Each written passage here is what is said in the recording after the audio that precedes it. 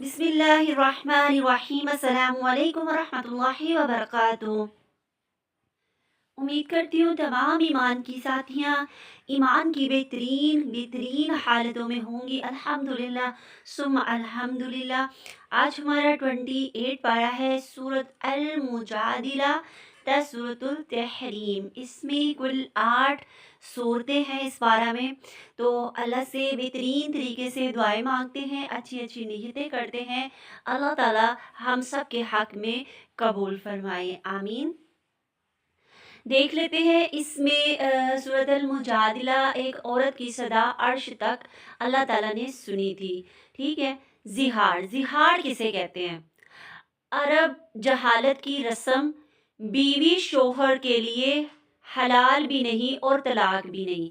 زہار کا شرعی حکم ہے، تم میں سے جو لوگ اپنی بیویوں سے زہار کرتے ہیں، ان کی بیویاں ان کی مائیں نہیں ہیں، ان کی مائیں تو وہی ہیں جنہوں نے ان کو جنا ہے۔ یہ لوگ ایک سخت ناپسندیدہ جھوٹی بات کہتے ہیں، اور حقیقت یہ ہے کہ اللہ بڑا معاف کرنے والا، درگزر کرنے والا۔ سورۃ المجادلہ کی دوسری آیت ہے۔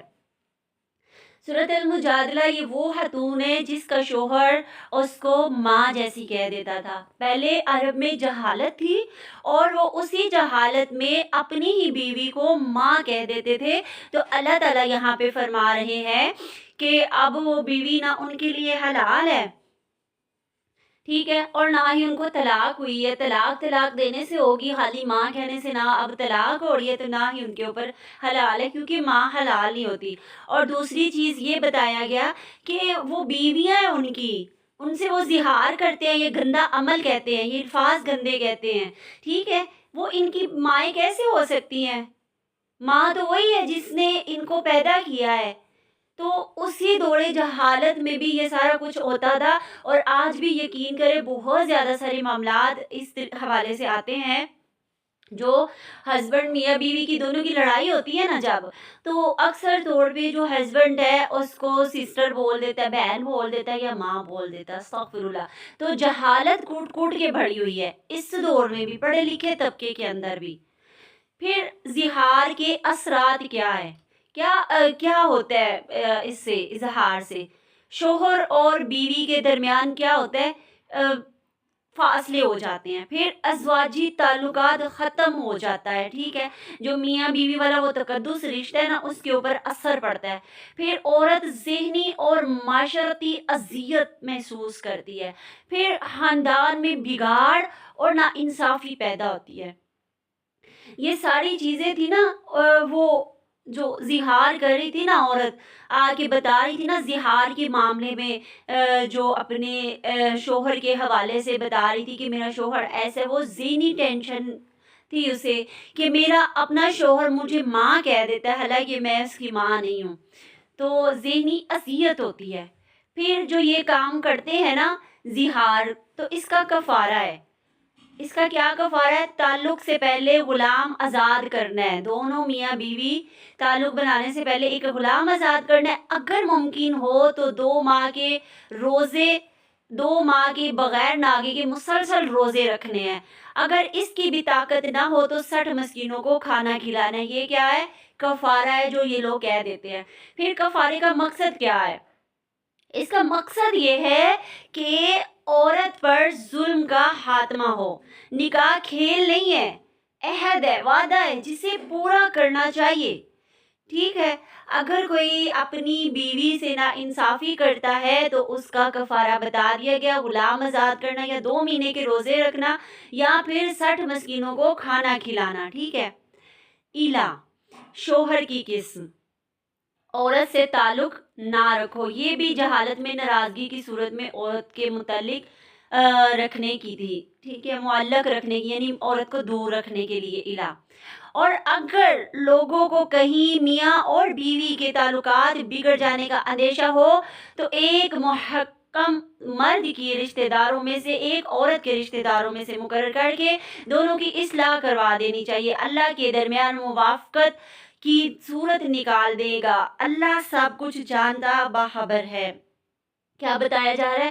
اگر آپ کو پتہ چلے کہ کہیں میاں بیوی کے اندر لڑائیاں ہو رہی ہیں تو بجائے اس کے کہ آپ دور بیٹھ کے مزے لیں اور کہیں اچھا ہوا اس کے ساتھ ہونا یہ چاہیے تھا، بلکہ اللہ تعالیٰ سورۃ النساء 35 آیت میں بتا رہے ہیں اگر ان کا کوئی مسائل ہو، جھگڑا ہو، نہ ختم ہو رہا ہو تو کچھ مرد کی طرف سے اور عورت کی طرف سے دونوں فرقوں کو بٹھا کر ان کی صلح کروائی جائے۔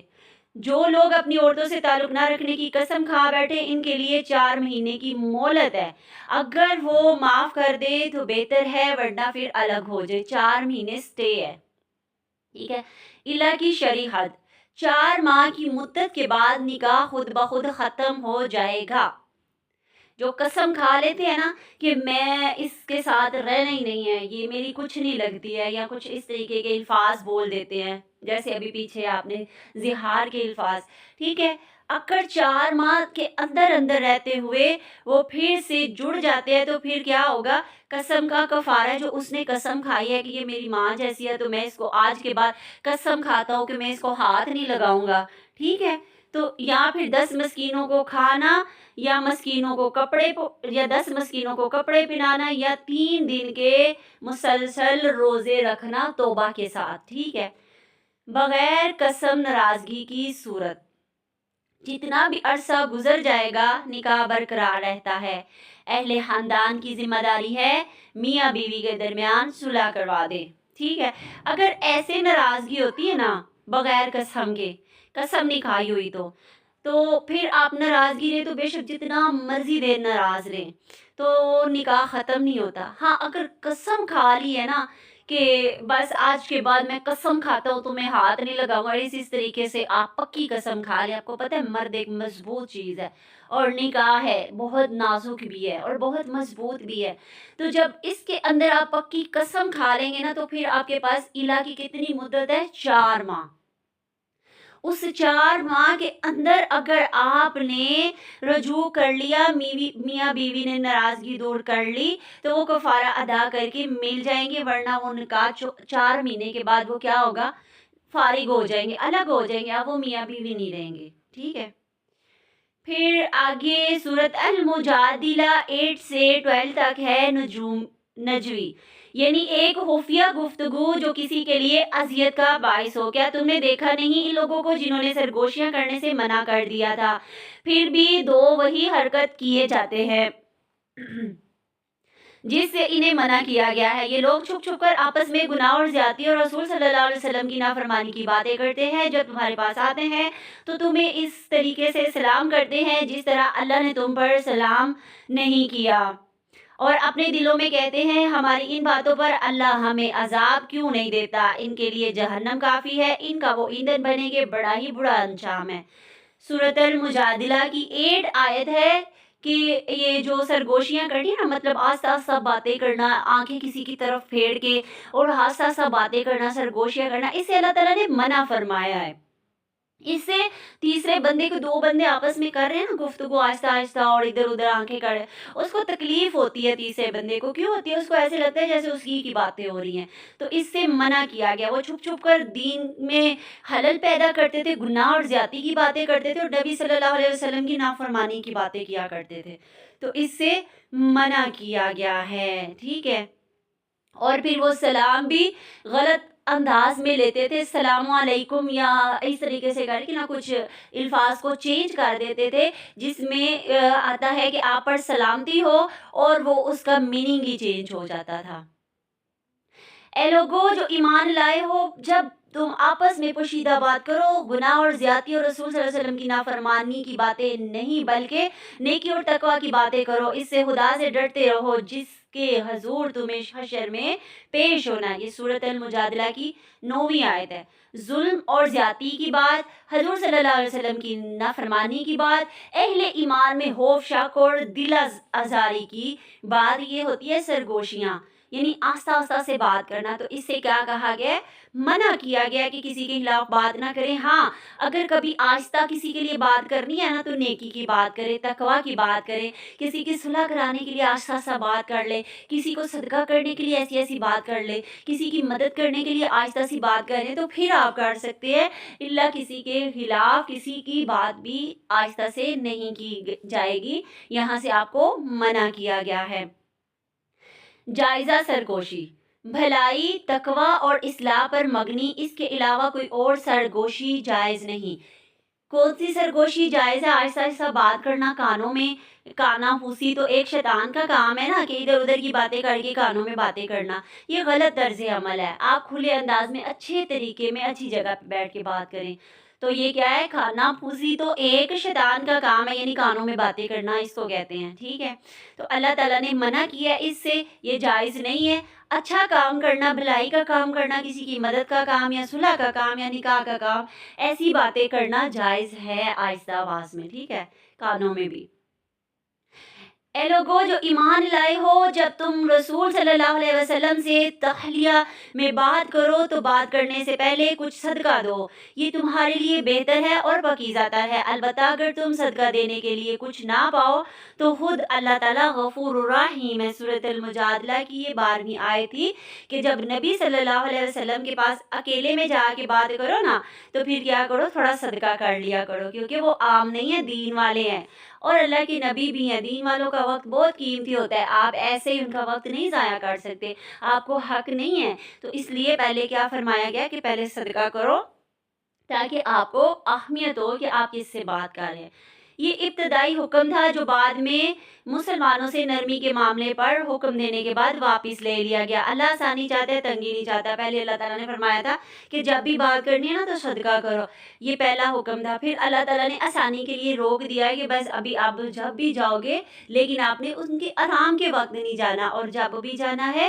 بس مختصر سا وقت، زیادہ وقت بھی نہیں بیٹھنا، نارمل سا شارٹ کٹ ٹائم کیا تھا کہ اس میں وہ آرام بھی کرتے ہیں، پڑھائی بھی کرتے ہیں، پڑھاتے بھی ہیں، تو آپ نے اس کا لحاظ رکھنا ہے۔ اس لیے یہ والا حکم روک دیا گیا تھا جو۔ پھر آگے مجلس کے آداب سکھائے گئے ہیں، ٹھیک ہے؟ اے لوگو جو ایمان لائے ہو، جب تم سے کہا جائے کہ اپنی مجلسوں میں کشادگی پیدا کرو تو جگہ کشادہ کر دیا کرو، اللہ تمہیں کشادگی بخشے گا۔ اور جب تم سے کہا جائے کہ اٹھ جاؤ تو اٹھ جایا کرو، تم میں سے جو لوگ ایمان رکھنے والے ہیں، جن کو علم بخشا ہے، ان کو سر بلند درجے عطا فرمائے۔ اس میں بتایا جا رہا ہے کہ جب کوئی محفل ہو نا تو جب وقت ختم ہو جائے نا تو پھر تم زیادہ وقت نہ ٹھہرا کرو، کیونکہ تھکاوٹ ہوگی ہوتی ہے۔ جب محفل ختم ہو جائے پھر تم نہ ٹکو، بس جلدی جلدی سے نکلنے کی کوشش کرو۔ جب تمہارا وقت ختم ہو جائے، کوئی آپ کی دعوت کی جائے تو دعوت میں بھی جائیں تو آپ لٹک کے بیٹھ نہ جائے کہ دعوت 1 گھنٹے کی 1.5 کی تھی تو آپ 4 گھنٹے اب سارا دن گزار کے شام کو جاؤں گی گھر، ایسا نہ کرے۔ جتنا وقت آپ کو دیا گیا نا اسی کے اندر ہے، یہ دین کا بہترین انداز ہے، ٹھیک ہے؟ قرآن ایمان کے دعوے کو عمل کی کسوٹی پر رکھتا ہے، ٹھیک ہے؟ تاکہ قرآن ایمان کو مضبوط کرے، اخلاق آئے، محبت آئے اور رشتے اچھے طریقے سے چلے اور وقت بھی کسی کا ضائع نہ ہو۔ 1 ڈیڑھ گھنٹے میں اگر پروگرام ہو گیا تو آپ نے پھر رکنا نہیں ہے، بس فوراً سے نکل جانا ہے، ٹھیک ہے؟ اللہ سے محبت کی علامتیں، آزمائش ایمان کی منزل ہے، اللہ کی خاص تقید مدد ہے۔ اللہ ان سے راضی ہو گیا پھر وہ اللہ سے راضی ہو جائیں گے جو اللہ کی فرما برداری اور تقوی اختیار کریں گے۔ پھر اسلام صرف عقائد اور عبادت کا مجموعہ نہیں بلکہ نظام حیات ہے، پوری زندگی اس عمل کو لے کے چلنا ہے، صرف رمضان تک یا چند دن یا صرف محفل تک نہیں، بلکہ ہر کام میں آپ نے اللہ اور اس کے نبی کا کام لے کر چلنا ہے۔ اسماء الحسنہ ہی اصل روح ہے، اس لیے ہمیں نبی صلی اللہ علیہ وسلم کے طریقے کو ہی اختیار کرنا ہے۔ اصل چیز کیا ہے؟ نبی صلی اللہ علیہ وسلم کی زندگی ہے، جو انہوں نے کیا، جو کر کے دکھایا، جو بول کے بتایا، وہ سارا ہم نے کرنا ہے۔ اور اس پہ کیا ہے؟ عدل، ضرورت مندی، شفاعت اور تقسیم کرنا اور اچھے انداز میں نکلنا، بولنا، خرچ کرنا، یہ سارے انداز ہمیں سیرت رسول صلی اللہ علیہ وسلم نے سکھائے ہیں۔ سورۃ الجمعہ آ گئی ہے، نماز جمعہ ایک فرض ہے، کس کے اوپر؟ آزاد بالغ عاقل مقیم مرد مسافر نہ ہو، جو اپنے گھر میں رہتا ہو، یا مسافر جو کسی جگہ 15 دن سے زیادہ قیام کی نیت کے ساتھ ٹھہرا ہو، اس کے اوپر کیا ہے؟ یہ نماز فرض ہے۔ اے لوگوں جو ایمان لائے ہو، جب پکارا جائے نماز کے لیے، جمعہ کے لیے، تو اللہ کے ذکر کے لیے دوڑو، خرید و فروخت چھوڑ دو، تمہارے لیے یہ سب سے بہتر ہے۔ جب تم جمعہ پڑھ لو تو اس کے بعد پھر سے تجارت کے لیے نکل جاؤ، کیونکہ تجارت حلال ہے، لیکن جمعہ کیا کر دیا گیا؟ فرض کر دیا گیا۔ آپ کو بتا دیا گیا کن کن لوگوں پہ فرض ہے اور کیسے فرض ہے۔ پھر کن پر جمعہ فرض نہیں ہے؟ عورت، مسافر، بیمار، ان کے اوپر جمعہ فرض نہیں ہے، وہ نہیں بھی پڑھیں گے تو گناہ نہیں ہوگا۔ اور جمعہ کہاں ہوگا؟ جامعہ مسجد میں ہوگا۔ پھر ہفتے میں ایک بار یاد دہانی کرائی، کیا یاد کروانا ہے؟ ہدایت کی توفیق ملتی ہے جب ایک دوسرے کو یاد کرواتے ہیں نا کہ جمعہ کی اذکار کرنے ہیں، جمعہ کے لیے جانا ہے، خطبہ کے ذریعے یاد دہانی کروائی جاتی ہے دین کی۔ پھر اسلامی معاشرتی زندگی کا ایک منصوبہ بتایا جاتا ہے، پھر ایمان کی تجدید، اجتماعی ضمیر کی بیداری، ضمیر کو جگانے کی کوشش کی جاتی ہے۔ پھر خطبہ خطاب ہوتا ہے، خطبہ پڑھا جاتا ہے، اس میں اللہ کی وحدانیت، اللہ کی بڑائی کی برائی بیان کی جاتی ہے۔ تو یہ ایک بہت ہی بہترین عمل ہے کہ ہر ہفتے، پورا ہفتہ آپ کو اس طریقے سے نہیں ملا وقت، تو اب کیا کرنا ہے؟ ہر ہفتے پاک صاف ہو کے، خوشبو لگا کے اس مسجد میں چلے جانا ہے اور اللہ والوں کے ساتھ رکوع اور سجود کر کے اپنی زندگی کو بہترین کرنے کی کوشش کرنی ہے۔ اللہ نے ایک آپ کو موقع فراہم کیا ہے۔ پھر مثال دی گئی ہے یہاں پہ نبی صلی اللہ علیہ وسلم کی، کہ اصل قیادت کی ابتدا ہی نماز کی قیادت سے ہوتی ہے۔ جب اللہ اکبر ہوتا ہے نا، تو اس کا کیا مطلب ہے؟ کہ ہم دین کے لیے حاضر ہو گئے، اپنے اللہ سے باتیں کریں، اللہ تعالیٰ ہمیں ورک دیں گے تو ہم نے آگے وہ نظام چلانا ہے۔ انسان کے دل کے سب قریب کیا؟ کون سی چیزیں قریب ہیں؟ مال، اولاد، اس لیے ان کے ذریعے آزمائش ہوتی ہے۔ تو ابھی کیا پتہ چل گیا ہے کہ مال اور اولاد کے ذریعے انسان کی سخت آزمائش ہوتی ہے، تو اس لیے ہم نے اولاد اور مال اللہ کے حوالے کر دینا ہے، اللہ کے سپرد کر دینا ہے، اس کا دیا ہوا ہے، اسی نے پکڑایا ہوا ہے، محفوظ رکھا ہوا ہے، سنبھال کے رکھا ہوا ہے، اس کے حوالے ہم نے کر دینا ہے۔ پھر مال پتہ کیا کرتا ہے؟ مال فتنہ بنتا ہے۔ کیسے؟ حلال حرام کی تمیز ختم ہو جاتی ہے، دولت کی ہوس، زیادہ دولت پانے کی خواہش پیدا ہو جاتی ہے، زیادہ آ جاتی ہے نا جب دولت، تو پھر کیا ہوتا ہے؟ تکبر آ جاتا ہے، پھر خرچ کرنے کا دل نہیں کرتا، بخل آ جاتا ہے، کنجوسی آ جاتی ہے، پھر زکوٰۃ صدقہ حقوق ادا نہیں کیے جاتے، یہ ہوتا ہے کہ میرا مال کم ہو جائے گا۔ جو مال اللہ کی یاد سے غافل کر دے، وہ مال ہمارے لیے بہترین کیسے ہو سکتا ہے؟ اس لیے اللہ تعالیٰ نے فرمایا صدقہ کیا کرو، صدقہ کیا کرو، تاکہ تمہارے اعمال درست ہو جائے، کنجوسی ختم ہو جائے، کیونکہ اللہ تعالیٰ کو بخیلی بالکل بھی پسند نہیں ہے۔ پھر یہاں پہ پہلے بتایا مال فتنہ، آپ کو بتا دیا گیا، ابھی یہاں پہ بتایا جا رہا ہے اولاد فتنہ۔ وہ کیسے؟ اولاد نعمت کی بجائے غفلت کا ذریعہ بن جاتی ہے، حرام کمائی کی مجبوری سمجھ لی جاتی ہے، پھر تربیت کی بجائے صرف آسائش پر توجہ ہوتی ہے، جس مقصد کے لیے دنیا میں بھیجے گئے ہیں اس کو فراموش کر دیا جاتا ہے، دنیا کے لیے آخرت بھلا دی جاتی ہے۔ کیا ہوتا ہے؟ پھر آخرت بھول جاتی ہے، بچوں کے لیے اچھا کپڑا، اچھا لباس، چوری سے آئے، ہیرا پھیری سے آئے، محنت سے آئے، پکڑ تکڑ کے آئے، مار کے آئے، قتل کے آئے، جیسے بھی آئے، بس لا کے نا ضرورتیں ان کی پوری کرنے میں لگ جاتے ہیں۔ یہ اس لیے آزمائش ہے، مال اور اولاد انسان کی سب سے بڑی آزمائش ہے۔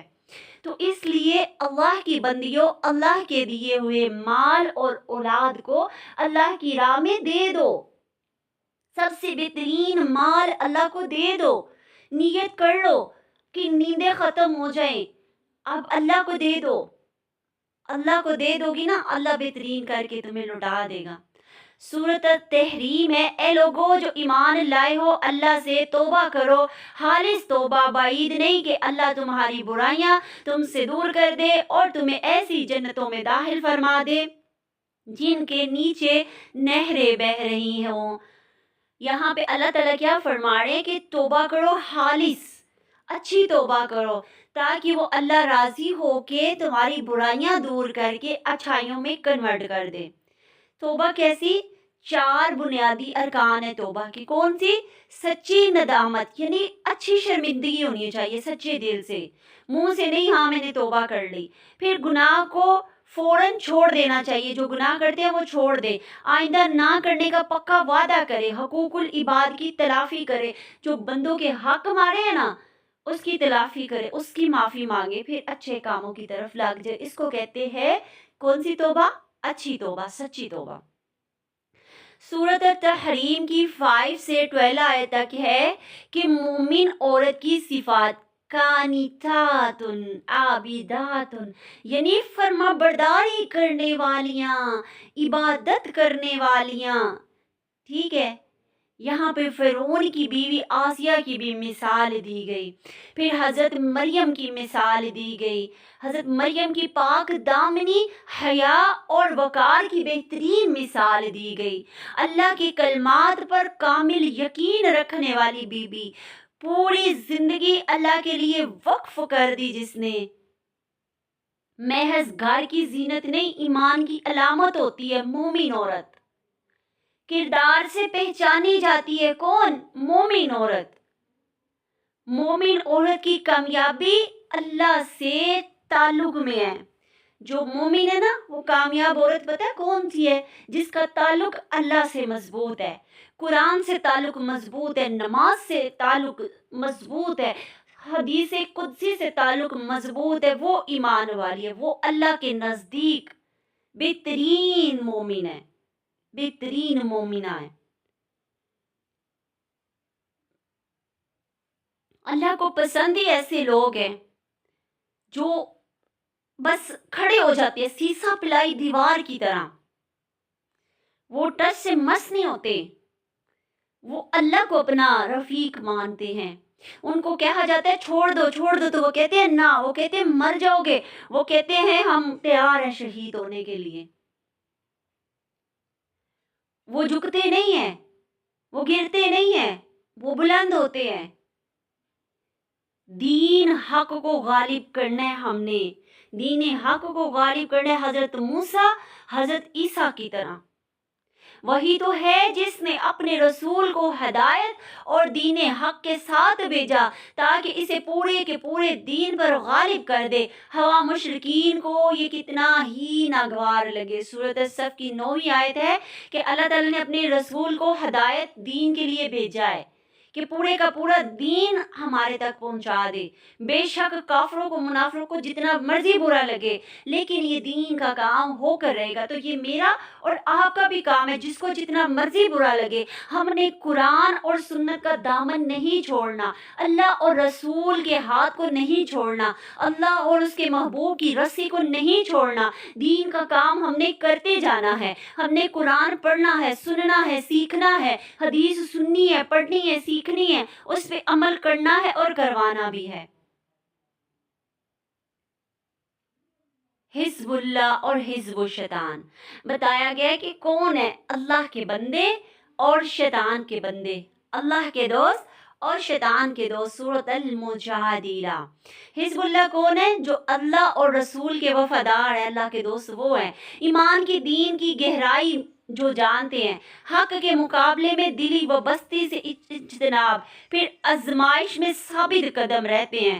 ایمان دل میں راسخ ہوتا ہے، اللہ کی خاص مدد ہوتی ہے، اللہ راضی ہو جاتا ہے ان سے اور وہ راضی ہو جائیں گے انشاءاللہ آخرت میں اللہ تعالیٰ سے. یہ ہمیشہ کی کامیابی ہے. اور حزب الشیطان کون ہے؟ جن پر شیطان غالب آ جائے، اللہ کا ذکر بھلا دے، ایمان زبان تک محدود ہو، بس بات زبان سے بس باتیں کرنے والا ہو. وہ کون ہے؟ شیطان کا دوست ہے. وہ کیا کرواتا ہے؟ اللہ کا ذکر بھلا دیتا ہے، اللہ کی یاد بھلا دیتا ہے، آخرت کا ڈر ختم کر دیتا ہے، آخرت میں اللہ نبی کی محبت ختم کر دیتا ہے. سورۃ المجادلہ کی 19ویں آیت ہے کہ شیطان ان پر مسلط ہو گیا، اس نے ان سے اللہ کا ذکر بھلا دیا، جھوٹی قسمیں کھلوائیں، منافقت کروائی، حق جان کر بھی حق کی مخالفت کروائی، مفاد کے لیے نکلا، خسارے میں رہنے والا، باطل طاقتوں کے ساتھ جڑنے والا۔ یہ کون تھے سارے؟ شیطان کے دوست، شیطان کے کرنے والے کام۔ ان حالات میں، ایسے حالات میں جب شیطان وار کر رہا ہو تو ہمارا کیا کام بنتا ہے، ہمارا کیا کردار ہے؟ حزب اللہ کے ساتھ شامل ہونا، اللہ والوں کے ساتھ مل کر کام کرنا، اب ہمارا یہ کام بنتا ہے۔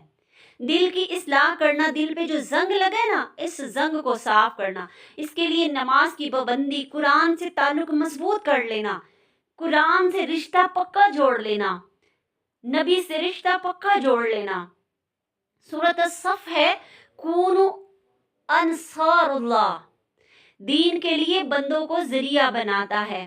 ہمارا جواب، اللہ نے پوچھا کون ہے اللہ کے دین کے مددگار؟ نبی صلی اللہ علیہ وسلم نے پوچھا کون ہے اللہ کے دین کے مددگار؟ تو جواب آیا نحن انصار اللہ، کہ ہم ہیں۔ صحابہ نے فرمایا کہ ہم ہیں اللہ کے دین کے مددگار۔ اللہ کسی کی مدد کا محتاج نہیں ہے، یہ صرف ہمارا امتحان ہے، اور امتحان میں کامیاب ہو گئے تو یہ ہمیں اعزاز ملے گا، ہمیں ایک میڈل ملے گا، ہمارے لیے خوش نصیبی ہے۔ تو ہم نے اللہ کی زمین پر اللہ کے دین کو نافذ کرنا ہے، قرآن کا ساتھ دینا ہے، قرآن والوں کا ساتھ دینا ہے، تاکہ نبی کی سنت زندہ ہو سکے۔ حکم الہی، ہمیں ہے حکم الہی، حق لا الہ الا اللہ۔ کیا ہے حکم الہی؟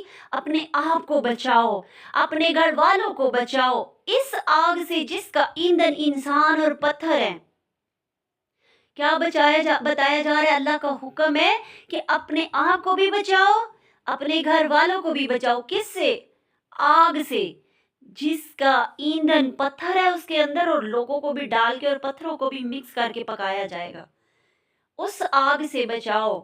فسق کے مظاہر، اپنا محاسبہ نہ کرنا، آپ نافرمان ہوتے جائیں گے جب آپ اپنے بارے میں سوچیں گے نہیں، اپنے گریبان میں جھانکیں گے نہیں، حرام کمائی سے پریشان نہیں ہوں گے، دین کا مذاق اڑاتے دیکھتے رہیں گے، دھوکے بازی ہوتی دیکھتے رہیں گے، اور آپ کریں گے کچھ نہیں نا، تو آپ پھر حزب اللہ کے بندے نہیں رہیں گے، بلکہ حزب الشیطان، شیطان کے دوست بن جائیں گے۔ تو اللہ تعالیٰ قرآن کے مضامین کو سمجھنے اور اس پر عمل کرنے، مال، اولاد، عبادت، توبہ، ہر میدان میں اپنی زندگی دین کے لیے وقف کرنے کی مجھے اور آپ کو صالحہ توفیق عطا فرمائے۔ اللہ تعالیٰ ہمیں علم دین کی مزید دولت سے مالا مال کر دے۔ وما علینا الا البلاغ المبین۔